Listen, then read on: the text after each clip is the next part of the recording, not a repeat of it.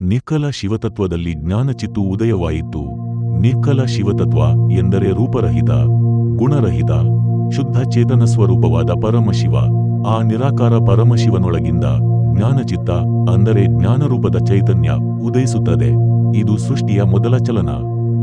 ಆ ಚಿತ್ತದಿಂದ ಆಕಾರ ಉಕಾರ ಮಕಾರಗಳೆಂಬ ಅಕ್ಷರತ್ರಯಗಳಾದವು.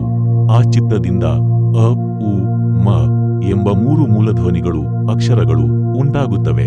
ಇವು ವಿಶ್ವಸೃಷ್ಟಿಯ ಮೂಲಧ್ವನಿಗಳು. ಅಕಾರವೇ ನಾದ, ಉಕಾರವೇ ಬಿಂದು, ಮಕಾರವೇ ಕಳೆ, ಅಕಾರ ಸಮನಾದ ಧ್ವನಿಶಕ್ತಿ, ಉಕಾರ ಸಮಬಿಂದು ರೂಪಶಕ್ತಿ, ಮಕಾರ ಸಮಕಳೆ ಪ್ರಜ್ಞಾಶಕ್ತಿ, ಜೀವಶಕ್ತಿ. ಇಂಥೀ 4 ಒಂದಾದಲ್ಲಿ ಓಂಕಾರವೆಂಬ ಪ್ರಣವದುತ್ಪತ್ತಿಯಾಯಿತು. ನಾದ, ಬಿಂದು, ಕಳೆ ಮತ್ತು ಚಿತ್ತ ಈ 4 ಶಕ್ತಿಗಳು ಒಂದಾದಾಗ ಓಂ ಎಂಬ ಪ್ರಣವ ಉಂಟಾಯಿತು. ಓಂ ಎಂದರೆ ಸರ್ವತತ್ವಗಳ ಸಮಗ್ರ ರೂಪ, ಪರಬ್ರಹ್ಮಧ್ವನಿ. ಆ ಓಂಕಾರವೆಂಬ ಪ್ರಣವವೇ ಅಖಂಡ ಪರಿಪೂರ್ಣ ಗೋಳಕಾಕಾರ ತೇಜೋಮೂರ್ತಿಯಪ್ಪ ಮಹಾಲಿಂಗನೋಡ. ಆ ಓಂ ಎಂದರೆ ಅಖಂಡ ಪರಿಪೂರ್ಣ ಗೋಳಾಕಾರ ತೇಜಸ್ವಿ ರೂಪ.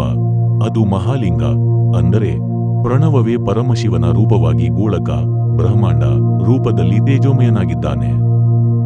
ಸಾರಾಂಶ: ಈ ವಚನದಲ್ಲಿ ತೋಂಟದ ಸಿದ್ಧಲಿಂಗ ಶಿವಯೋಗಿಗಳು ಹೇಳುವುದು, ರೂಪರಹಿತ ಪರಮಶಿವನಲ್ಲಿ ಚಿತ್ತದ ಉದಯದಿಂದಲೇ ಸೃಷ್ಟಿಯ ಮೊದಲ ಧ್ವನಿ ಓಂ ಉಂಟಾಯಿತು.